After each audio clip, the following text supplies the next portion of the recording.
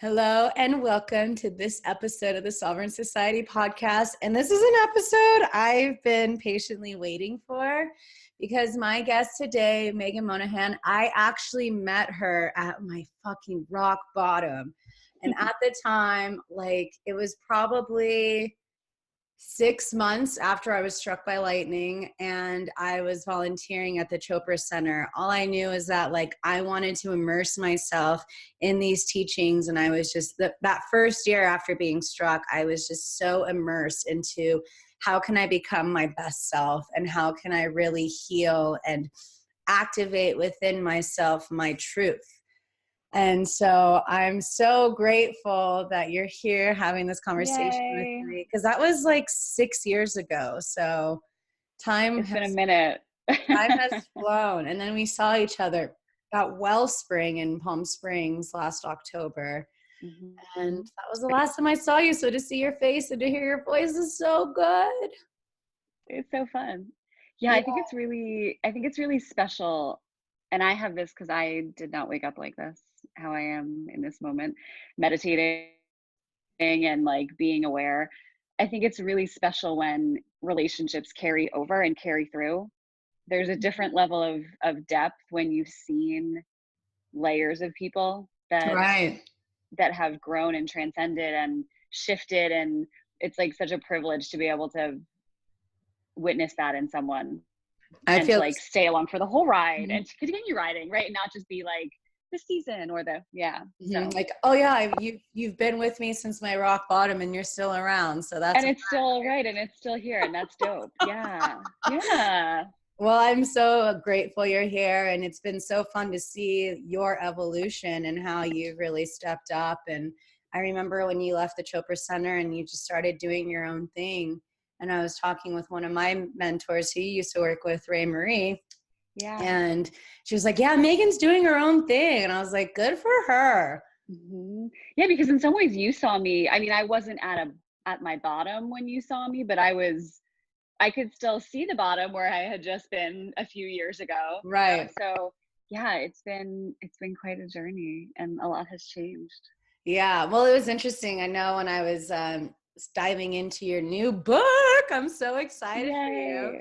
Don't Hate, Meditate. So good. Which is, by the way, so beautiful. Just the graphics, the branding girl in me is just oh my God, Megan, yes. It was so beautiful. It was really it was really important to me that it was pretty. And I don't feel bad saying that. I think visuals are really, especially in print books nowadays, because we don't have as much print as a medium that we connect with. I think it's really important that it's a multi-sensory experience that's not just intellectually stimulating, but also feeds you visually. So I'm glad you love it. Honoring these senses, I think too, are just so conditioned to the scrolling and just the rapid, but this is so beautiful. Just the way that it's all the watercolored and painted and I'm all for the watercolors. So I'm so excited for this book to come out and for people to really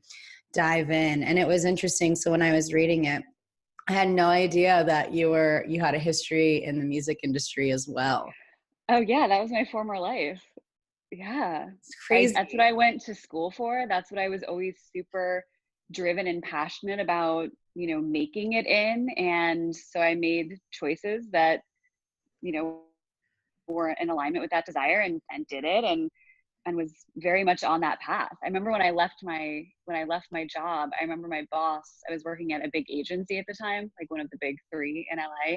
And he looked at me and he said, you're really good at this. I'll make you an agent. Are you just feeling impatient? Or are you just worried that it's not going to happen? Cause I'll totally make you an agent. It's going to happen for you. And if we need to try to speed that up, we can. I remember just thinking no, it's not. No, I'm going to leave this whole thing and I'm going to just move somewhere and meditate for a few years and then we'll see. Well, this is what's interesting is because I like to help people understand to embrace all facets of our human experience and to see that there's no accident why you had that career and why that was your path. What would you say was the biggest thing you learned, or what are the things that you're still implementing today in your work that you learned and grasped from that past life?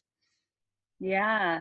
I think I sing. So music is a big part of who I am. And it was really, and it felt very fulfilling to be involved in music in that way. There was a part of my ego that loved the access and the exclusivity of that. And I definitely learned things about myself that I have sort of unbecome in terms of like allowing the ego to drive too much. I think also though, you being in any sort of industry that requires a lot of you, you really do learn who you are.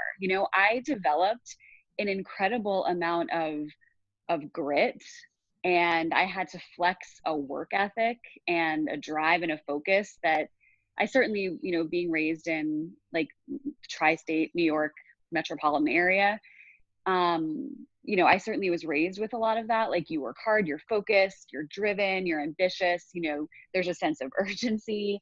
That whole thing was very much part of me, but I had to really, I honed a lot of those skills, and that's become a really helpful part of what I can now express in my work life in wellness, because I'm certainly not the person that's like, chill all the time, just gracefully moving from moment to moment, seeing what happens. I mean, like, sometimes my former music industry type A is flexed in ways that are really helpful and beneficial to me.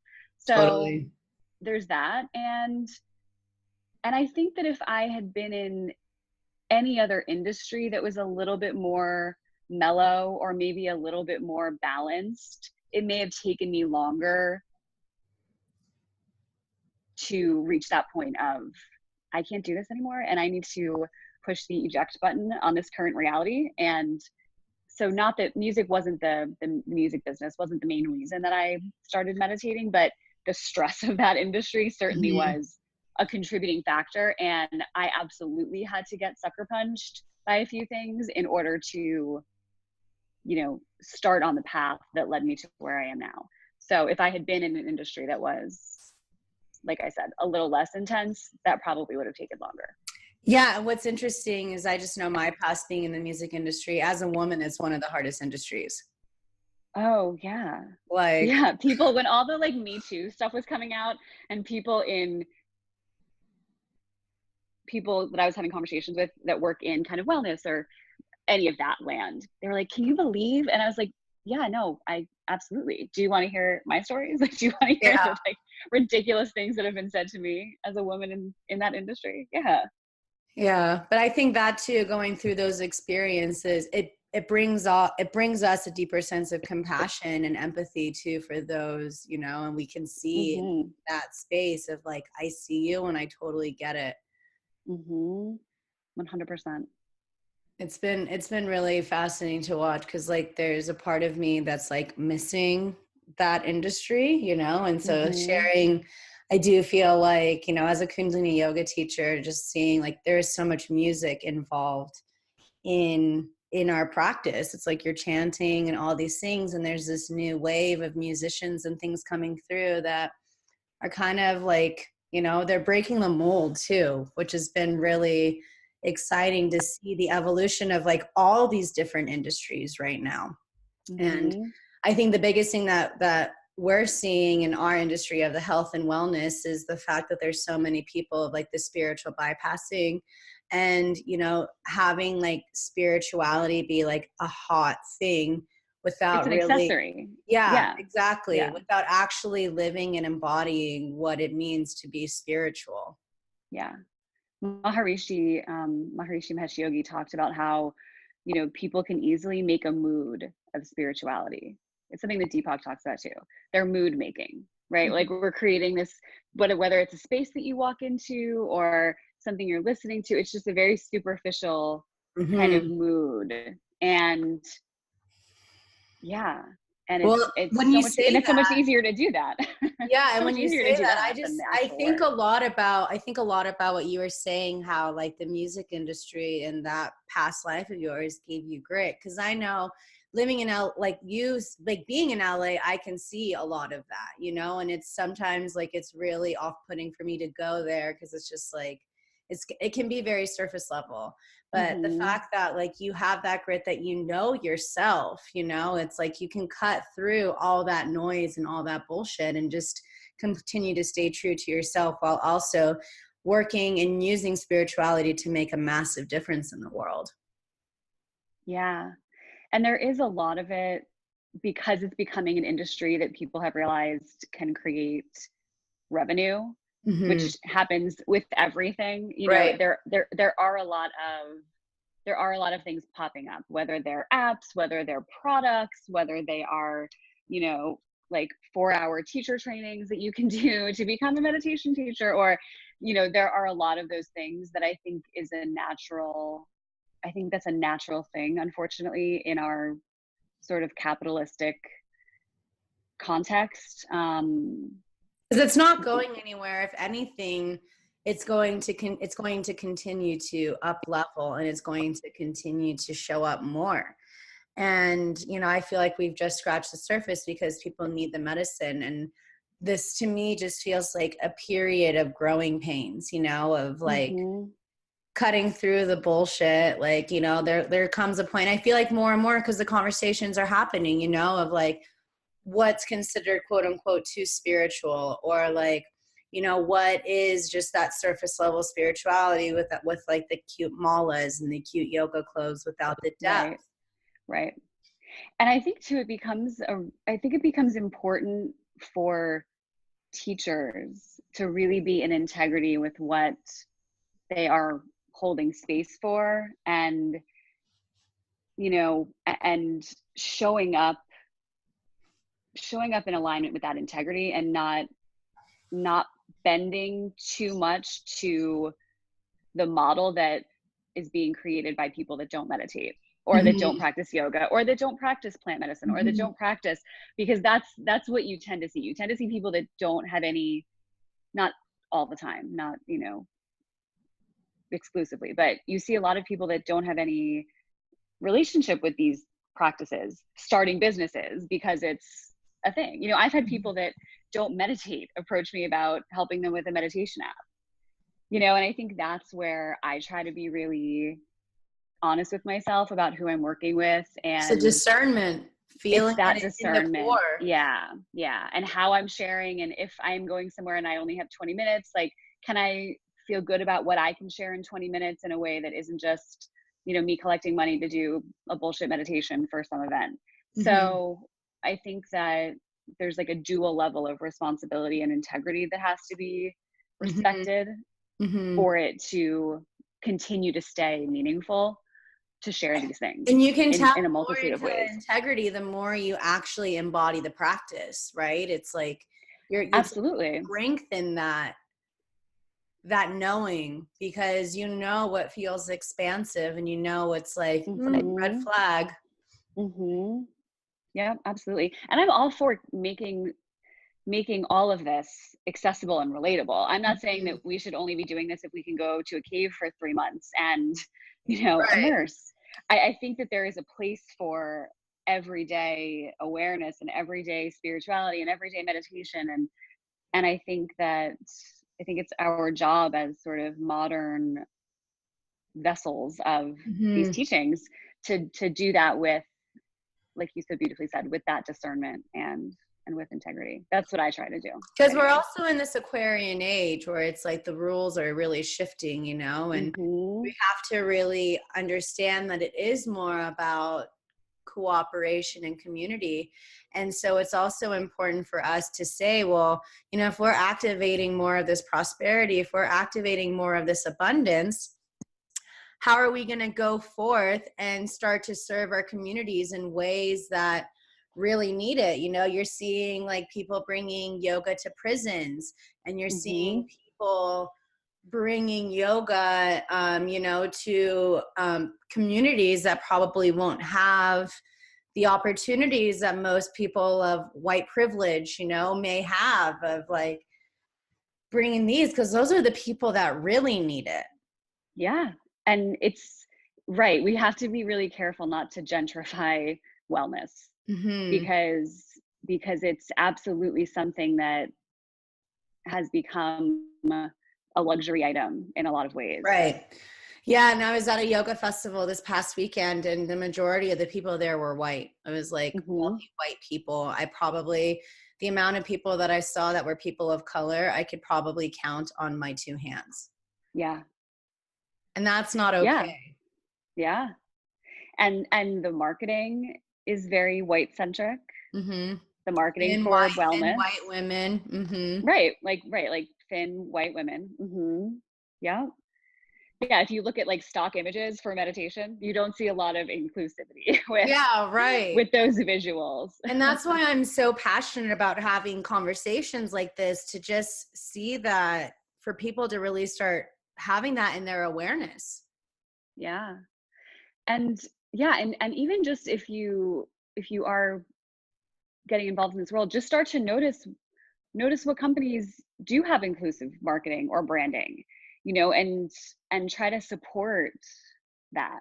I feel really passionate about bringing awareness to that. And there's a company that I work with that recently has very much started, like within the past year, really changing their images on social media and their images on their newsletters and on their on all their marketing, really. And I had a conversation with them, and I was like, that's really amazing, because we had a conversation years ago, and I was like, you guys aren't, this isn't good, so it's possible. It's possible to create a larger, more inclusive community, but it takes that.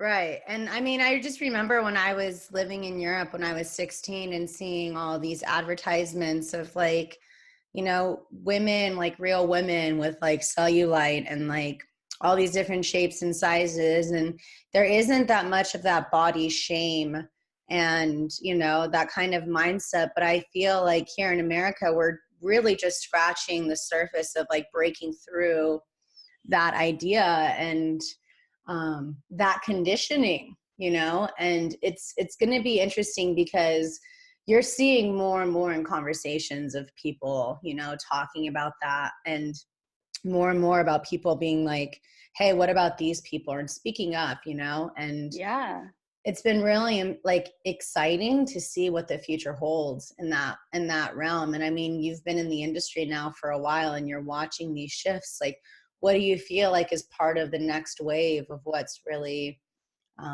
being actualized and activated in this community? I mean, I think for me, what I do keep seeing is an awareness, is just like a first step awareness of what's being represented, Mm-hmm. whether it's inviting in more, feminine and masculine voices, whether it's inviting in voices of color, whether it's bringing tools to marginalized communities, whether it's having like a social justice element to events where like a certain amount of funds are being given to resources for those communities. I think there are more and more conversations happening around how important those things are. Mm-hmm. I don't see a ton of shifts yet, but I see the conversations happening. Mm-hmm. And that's exciting. It's going to be more exciting when those conversations actually like alchemize into more action. Mm-hmm. But I do see because I do work with larger brands, so I do see larger brands waking up to how important those things are. I see more inclusivity with events and the teachers that are there, which is really exciting.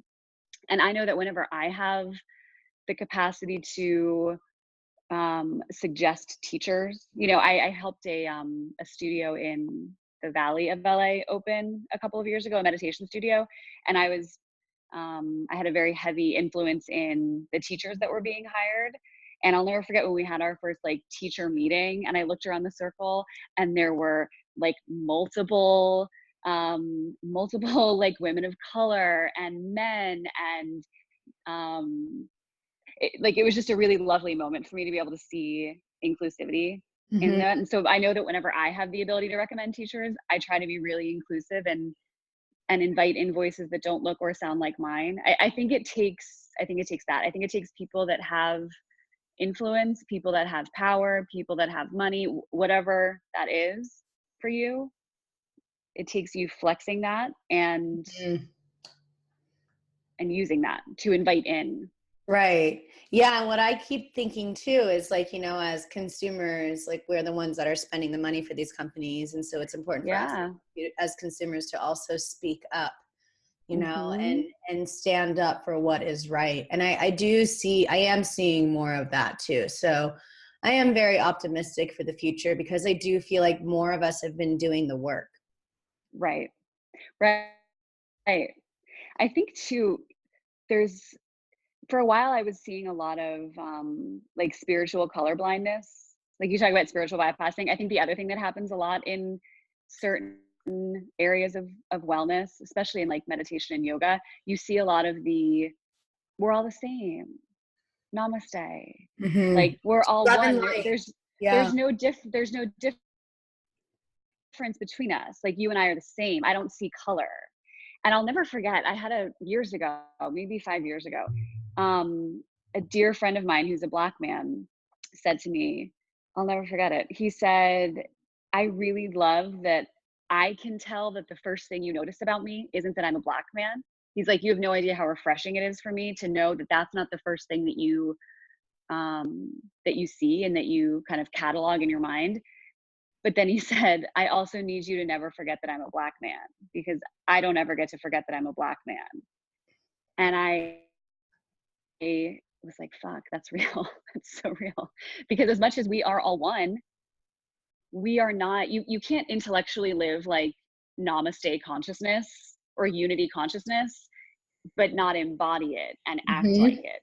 Totally. So if you are walking around truly not seeing color from like your mind, your body, your spirit, and you are in unity consciousness, which like none of us really are, if we're being honest, then that's cool. Then you cannot see color, but that also means that every moment, every step that you take is fighting for like the inclusivity of equality for every single person. And that's not what usually happens. It's usually, I don't see color, but then you walk around in your color, which likely doesn't impact your life negatively if that's kind of how you're going. So I think that spiritual colorblindness is a really big thing too, that I would love to see shift. And as I think people, as you said, are growing and doing this work, I think it becomes more obvious that it's important to be coming from that place of like embodying that unity and then fighting for it. Taking action. Yeah. And then taking action to support that belief that like,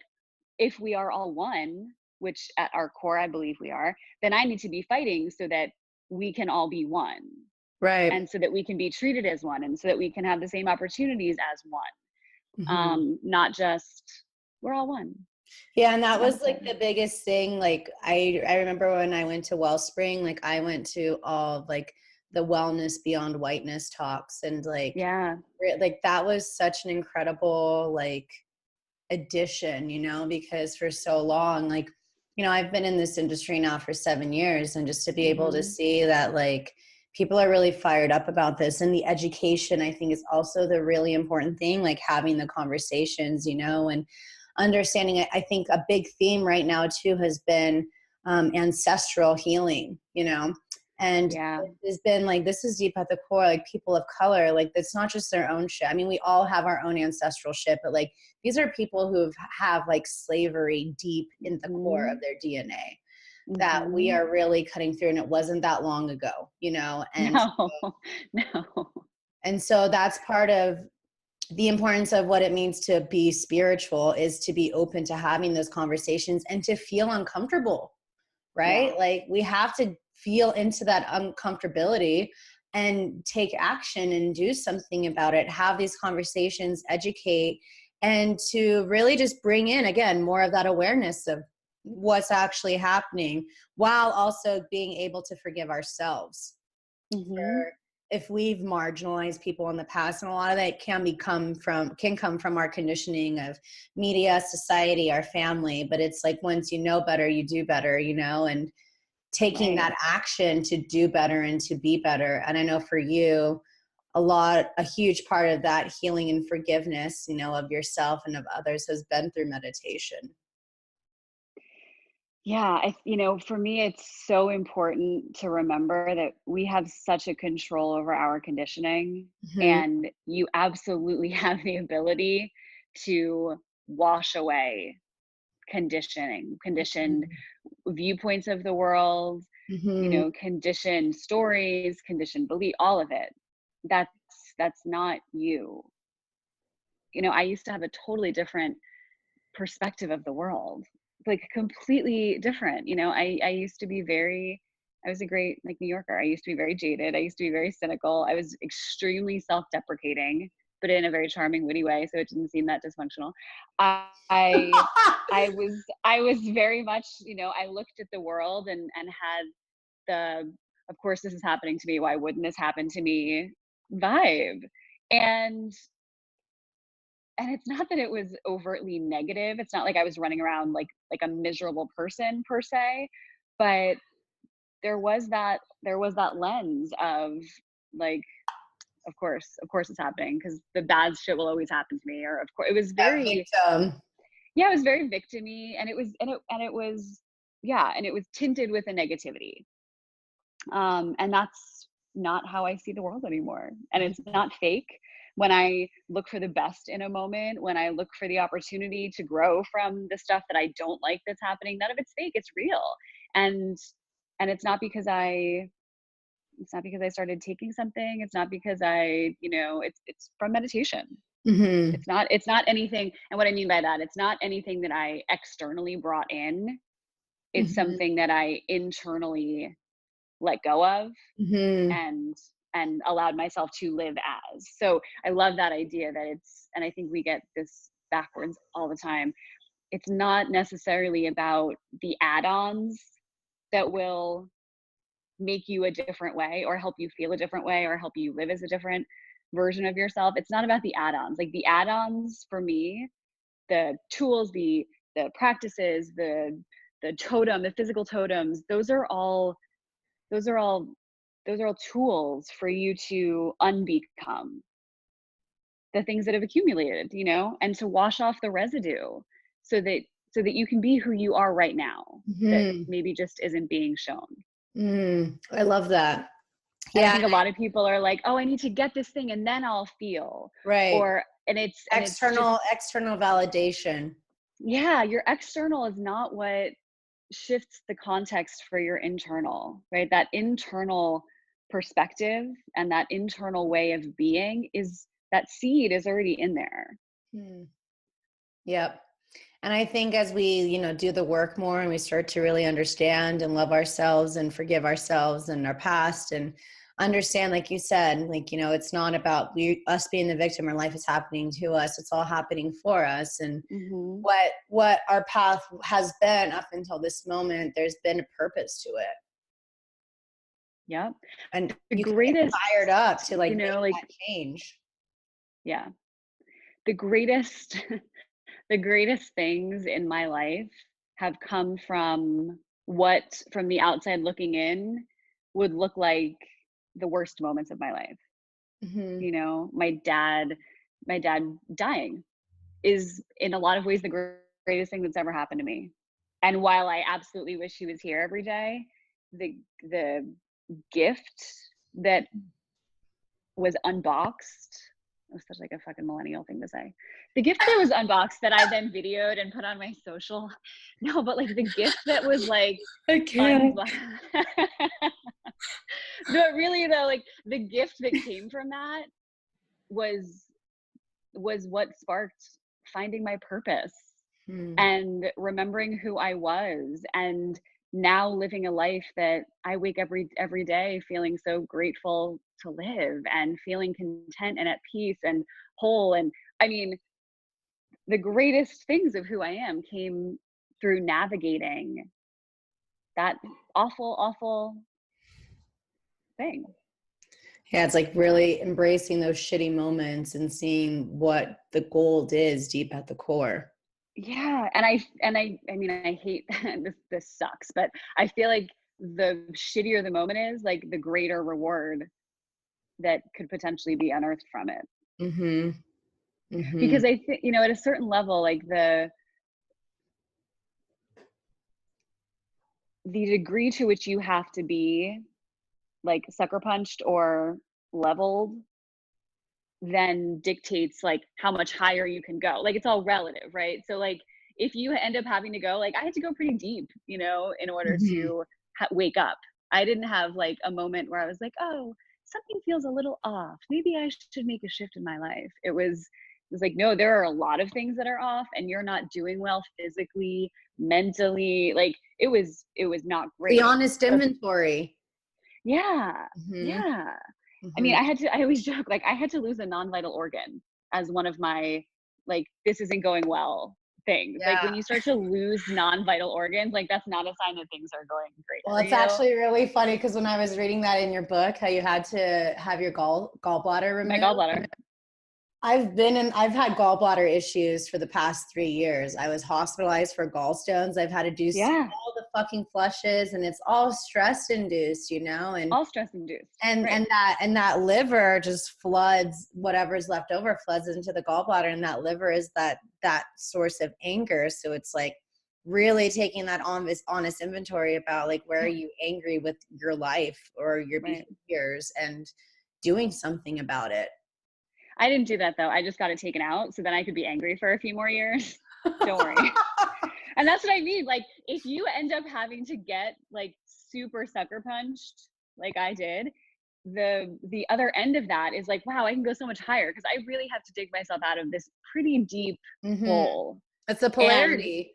with that polarity, right, comes more layers that you get to work through. And as much as that sucks, as you work through that, what's on the other side is then equally like great, you know, or intensely Extravagant. positive. Yeah. Yeah, So it's interesting when you say that because like I think of that all the time. Like fuck, like there's been so many challenges in my life that I just know that like the other side of that hill, you know, it's just like right, exactly. That's a much better metaphor. Like the higher you have to climb up that hill, you know that on the other side of that is the longer ride down, which is just like freedom and liberation and effortless ease. And so yeah, I've climbed a few large hills before I learned my lesson. But before I learned the lesson that you can also just chill on the flat road and that's also fine.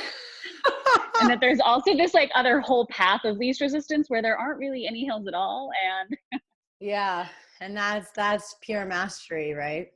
that's not bad either. Yeah. So I want to talk about your new book. I'm so pumped for you.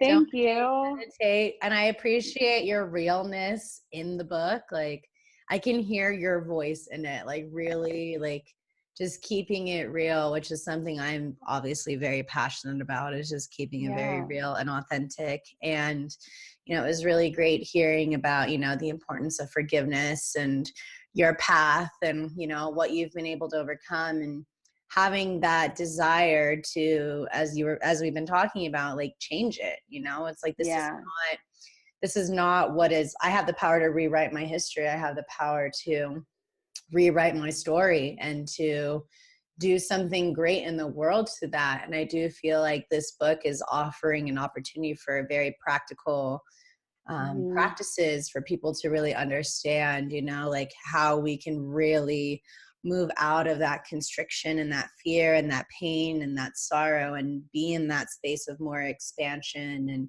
activation and alignment. So Yeah. I would love to hear what has been, you know, like this process for you. Yeah, you know, and thank you. I appreciate all those lovely words. It was really important for me to write. I feel like there was a book missing. I feel like there are a lot of great books about how to meditate. There are great books. I have friends that wrote amazing books about how to meditate. And then there are some equally great books about the sort of esoteric elements of this conversation and consciousness and, you know, all of the Eckhart Tolles and, you know, the power of now and all of these just like mind-blowingly expansive books. And those are both absolutely necessary, but I felt like there was a step in the middle that was missing, which is how do you meditate? So I talk about that, but then also how do you use the awareness that comes from meditation, that muscle that you're building every time you sit and meditate, to be able to notice what you're thinking, to be able to notice how you're seeing what you're seeing? How do you then use that in your life, in the everyday little moments? How do you start to flex that muscle so that then you can get to that third book where, like, you are the universe and namaste and we are all one, and right, all It's of the those bridge. things. It's like the bridge between Yeah, what I I see this really book. wanted to create a, like, exactly, like a bridge moment. And I also wanted it to feel relatable to younger people. You know, there aren't a lot of younger people, especially younger women, talking about meditation, because Right. in order to know what you're talking about, you had to have lost your shit at 23, which luckily for all of you, I did. I did. So at almost 35, I've now been doing this for a little over 10 years. So I really wanted to create a conversation about meditation and spirituality for my people, for like my millennium, you know, and have it not be just like the superficial one-liner captions that we see on social media, and have it be helpful, and have it be Again, an depth. actual, There's depth. and then have depth, right? Yeah. And the thing is, like, you can have depth and also still be real, and also still have it be a really engaging and at times entertaining conversation. You know, I'm not saying I wrote a book so that I could name a chapter Spice Girls Wisdom, but I'm not saying that. So it's okay to, like, it's okay to play in that conversation and to have fun, you Which know, is seeing really great that point in that your you made. life. 'Cause I think a lot of people, because I know for me, damn sure, I was 23 when I was at my rock bottom. That's when I knew. Uh-huh. And, you know, I think for so long it was about like thinking that I had to be so rigid, you know, and Yeah, and forget serious. that play. Like this is a Yeah. space, this is a place that we're so blessed to live on this planet Earth, and it's an opportunity for us to play. But I feel like that is part of the initiation of like the spiritual path, is like, you know, you learn from those experiences Yeah. that, you know, there's still like kind of like a dogma you have to kind of cut through of like rigid, and like these are the ways that like this book is telling me I need to be. And then over Yeah. time, through meditation, through living, like you understand again through the discernment of what resonates and what doesn't. Yeah. You know, the word serious is not in the word enlightenment. The word heavy is not in the word enlightenment. The word rigid, like all of these things that our ego kind of, I think, gets attached to, are not in the word enlightenment. It's really just lightness, you know, and that's really what we're all trying to be. So yeah, it was really, I'm not going to say it was awesome writing this book, because I actually really had a hard time writing this book, but I'm so thrilled that I wrote this book.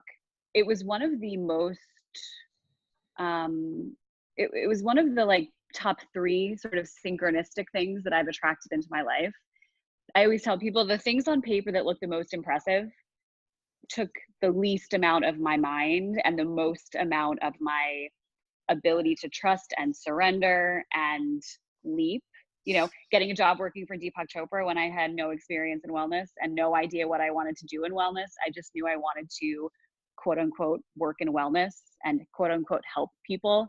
Like, the seed of that desire was so deep and so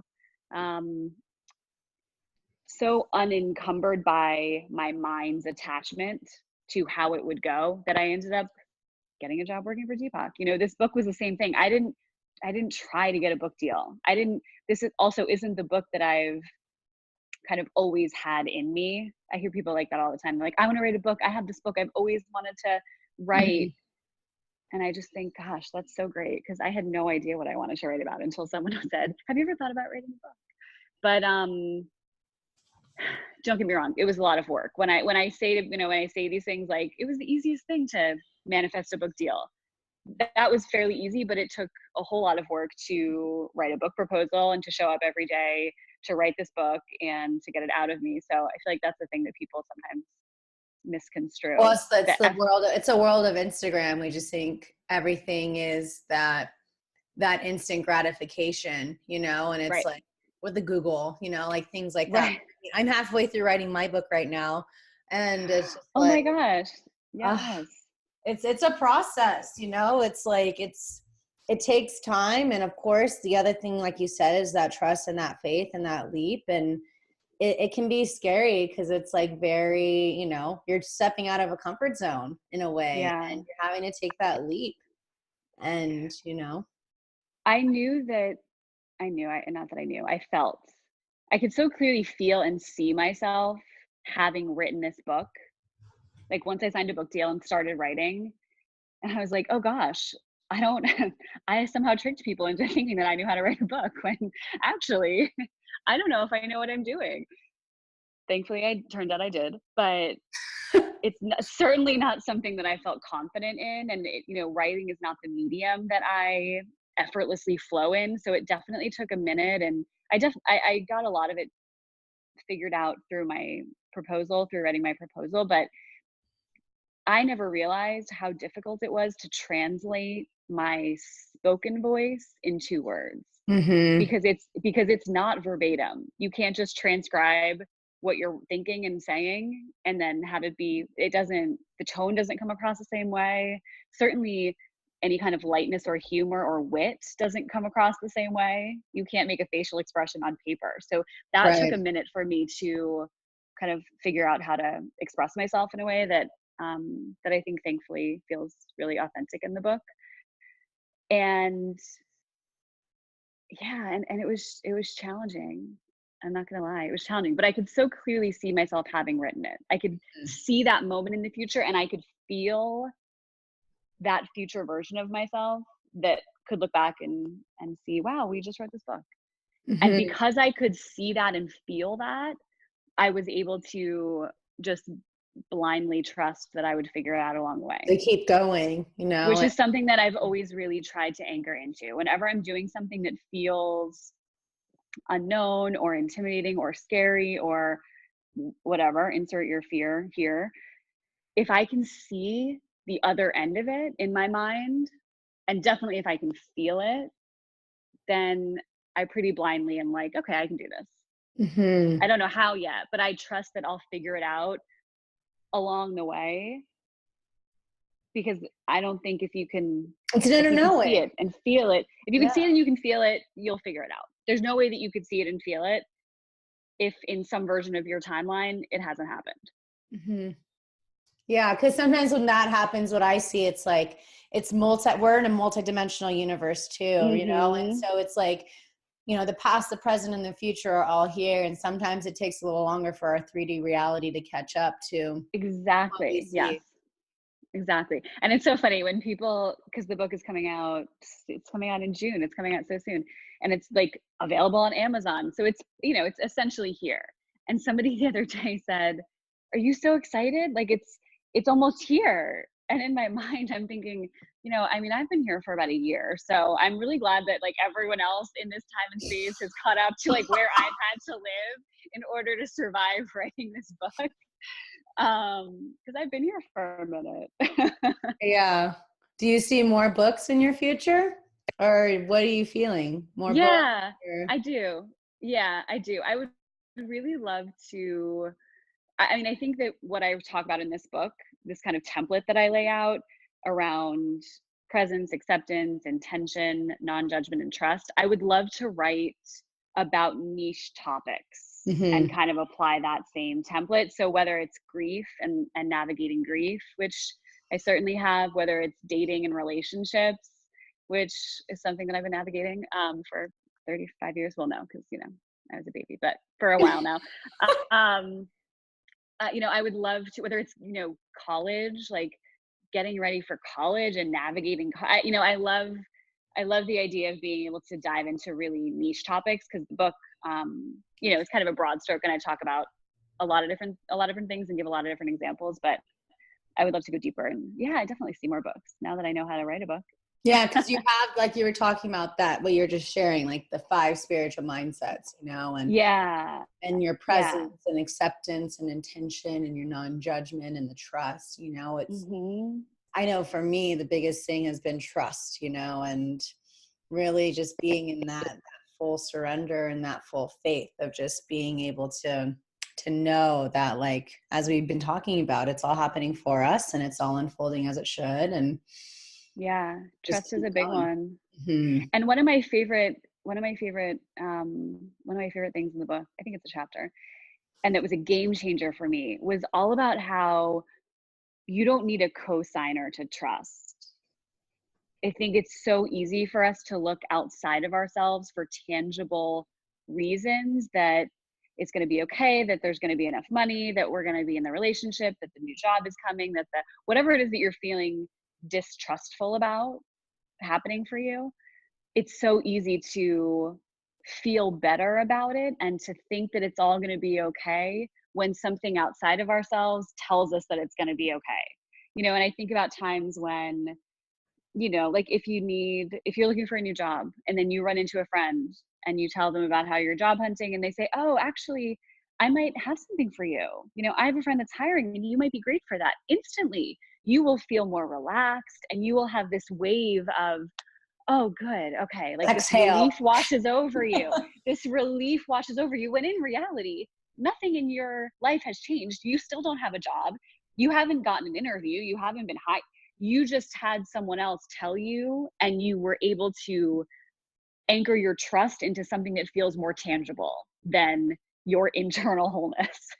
Because it doesn't feel super tangible when you're in fear, your internal wholeness and the belief that you have everything you need within you and that it's all working out for you and not to you. None of that shit feels real stable when you feel fear.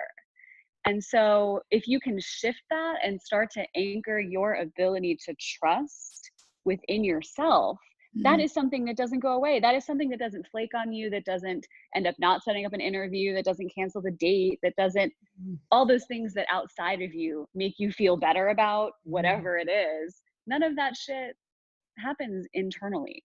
Right. So, I think that, there's so many opportunities to shift your relationship with any of those 5 things that you just mentioned, but trust is a huge one.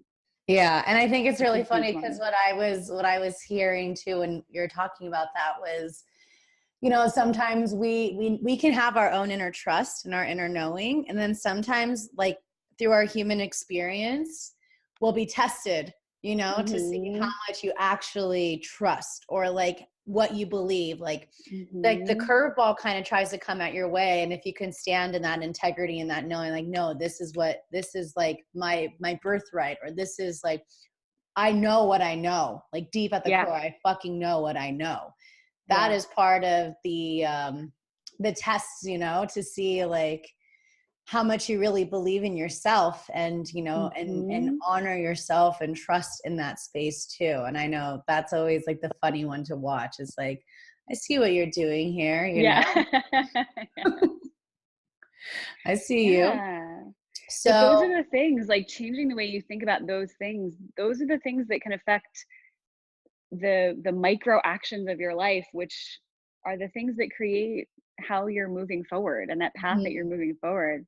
People think it's these big things, and sometimes it is, but it's really the littlest things that you do from moment to moment, the way that you're thinking from moment to moment and responding from moment to moment, that are, the tiny granules of sand that create the beach that you're walking on. I don't know, maybe, I don't know. Yeah.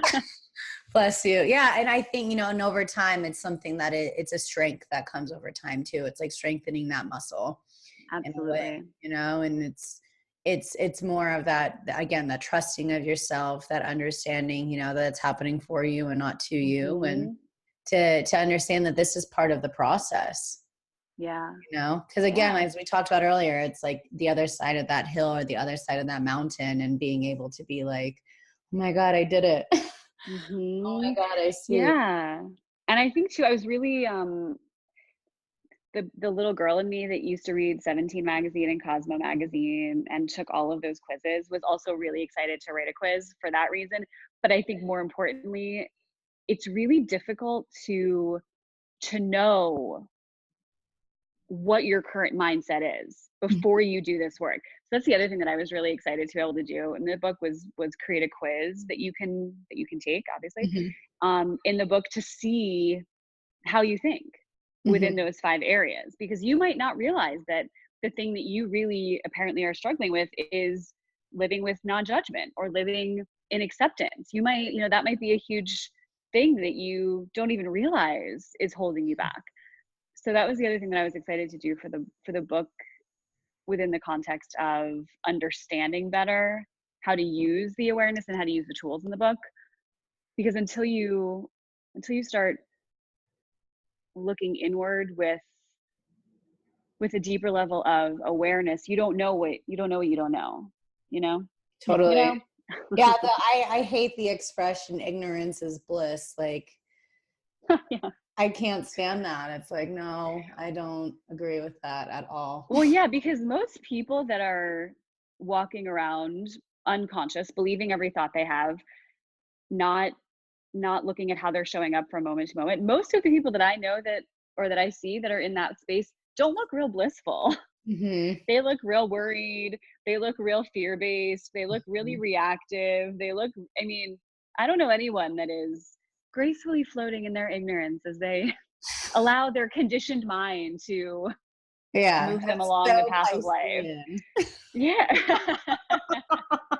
It's just, I just see that this more and more people are really, we're becoming more increasingly sensitive, and we need these tools to really, and it's not for, and again, it's not that external validation, it's for our own sanity. You know, like having that time of stillness, like the fact that, we're so attached to our phones and we're picking up all the energy as we're scrolling. You're picking up all of that energy. And I just see, it's been amazing to see more and more people take like those midday breaks, where they're the digital detoxes. I did a 40-day one, and that was like, I remember I text Shannon Algio and I was like, dude, I don't want to get back on social media. Yeah.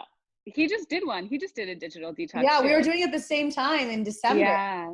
And I was like, I remember I was like day 3 of like off the detox. And I was like, I don't know if I really want to come back on, it was so liberating. And then being at this festival with no cell service, we need to make sure we're still having those moments, of really coming home to ourselves. And I think that's why also there's just this huge wave of meditation. But my friend, she mentioned something that was really interesting because, we talk about mindfulness, but then we're so full of mind. And she was like, why don't we call it heartfulness, instead of mindfulness? Because if our mind is so, I love that. It's like, there's not that space. I love that. Yeah. We have very little space out in our world, pauses, moments.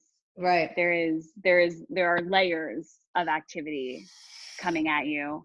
That's why I love living alone. That's why it's often very quiet in my home. So I live in Joshua Tree. Are you kidding? Yeah, that's why you literally live by yourself.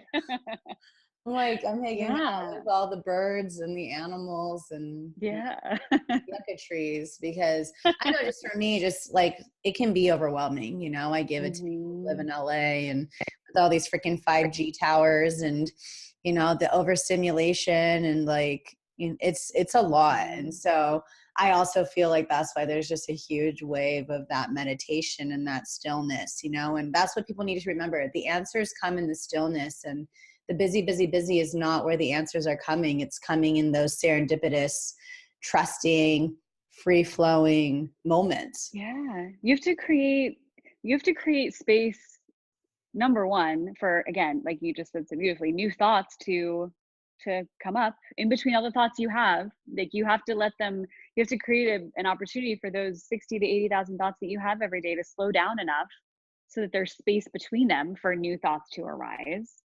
And you have to get really comfortable listening and not just engaging. Because it's in that pause and inactivity when the waters can get clear and you can see things that you haven't seen. If you're constantly though in movement, then there's always going to be that debris kind of coming up from the bottom and muddying those waters. And that comes with stillness, that comes with the pause. One of my favorite quotes, and I kind of feel like it was maybe Albert Einstein that said it, maybe Benjamin Franklin, somebody old and white, but probably also someone like from 5,000 years ago that was not white probably said it first. But it's one of my favorite quotes, which is, the level of awareness that produced the question is not the same level of awareness where the highest answer resides. Like we literally are constantly confronted with the questions, big questions, little questions, and then we go to our mind and we start looking through all the recycled files of all the recycled thoughts that we've ever had, thinking that we're gonna find the answer in there. And if you already knew the answer, it wouldn't be a question, especially the big questions. And so you have to surrender into that not knowing and listen and invite up the answer. And trust that it's going to come through. That already is in you. Yeah. And then, and then trust that you're going to hear it, see it, feel it, listen to it on the radio, you know, whatever ways that you receive your synchronicities. Right. Because sometimes, like, I get some of my best ideas in the bath, you know, when I'm taking care.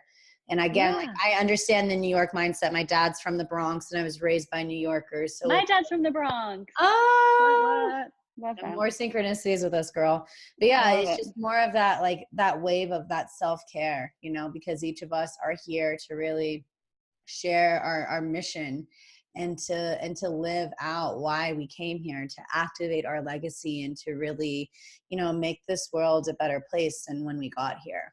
Like that's all of our missions here, is like, how can we make our impact and how can we, you know, leave this place and have it be better, you know, through our presence, through our work, through our truth, through our vulnerability, through our authenticity. I think purpose too is such an intimidating and really scary thing for a lot of people. You know, when I ask people that I don't know very well about purpose and like what their purpose is, and it's just, it feels like this burden. But if you switch that and you invite in the fact that you are uniquely here, and you know, I was just reading, we have like a 1 in, I think it's 1 in 300 million. Like there are like 300 million sperm apparently, which I didn't know, 300 to 600 maybe, that are that and one of them fertilizes an egg. So when you think about the odds of you being here in the exact way that you are, you physically, mentally, you know, spiritually, that's pretty fucking special. And you are not here just to, you know, get through the day and get through the week so that you can get to the weekend. I've been getting really annoyed lately when people are like, happy Friday. And I'm like, number one, I don't have weekends because I basically work every day. So just calm down with that. Number two, why are we trying to rush through our moments? And if you feel like that, if you know, I used to wake up every day when I worked in music, towards the end, not the whole time, but towards the end, I would literally wake up and I would look at the time and I would like be in bed and I would just think, fuck my life. Like, I hate my life. I don't want to do this. I can't wait till I'm back in bed. That's a terrible thing to think. It's not living. It's not living. That is not a way to live. No. And if that is how you feel, know that there is another option that does not, you know, that does not involve you hating your day. Courage to change, you know, get out of that comfort zone and change and know, you know, and I think that goes a lot with that trust. Yeah. It's having courage to even ask yourself, what do I want to live like? Right. What makes me happy? What lights me up? Who do I want to be? And then having courage to follow the things that spark that in you. And that takes a lot of grit. It takes a lot of trust. It takes a lot of, you know, bravery to even go there with yourself. Definitely. But there is something so great on the other side of waking up and thinking, fuck my life. Because I wake up every day, not to be so cheesy, but I wake up every day so excited about what I'm doing. So you're aligned and there's nothing, and that's it.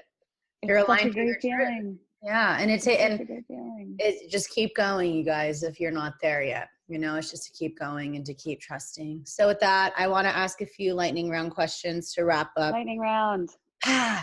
Okay. So what would you say has been one of your animal totems that have been really guiding you lately? I really, so I always loved, I'm terrible at these questions. Well, here's the thing. First off, I'm terrible at lightning questions. I really love dolphins. I love dolphins a lot. And when I was little, I wanted to be a marine biologist, and I painted my room like half sand color, half ocean color so that it looked like the beach. I love dolphins. And I wouldn't say that I've necessarily been invoking them a lot lately, but maybe I should. Maybe this is a good reminder that I love dolphins and like the fluidity and the freedom and the playfulness and the intelligence. I think dolphins are It's dope. really interesting. They've been coming a lot for twin flames. Like it's been a very strong totem lately that's been coming up for. Oh, interesting. That If playfulness. you're my twin flame and you're listening to this, call me. We can talk about dolphins. Amazing. What would you say was the one book that really changed the trajectory of your life? No big deal.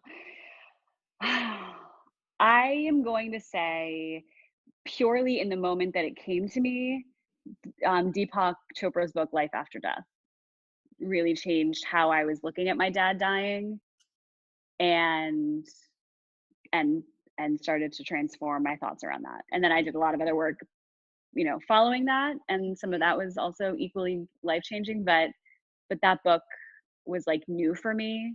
Those thoughts were new for me. And that was an incredible like balm for my heart that was just so lost and so sad. I love that. Deepak's Spiritual Solutions was like the first book I read after I had, like around this time, 7 years ago. Yeah, that was like the first book I dove into. I also I'm gonna throw Eat, Pray, Love in there too, because I read that before I quit my job. And there was something in that book, even though I could not relate to anything in that book, which is why I was happy to write one that I could have related to at 22, 23. That book also sparked something. That book sparked for me like possibility. So I'm going to give that one an honorable mention as well. I love that. What would you say to younger Megan?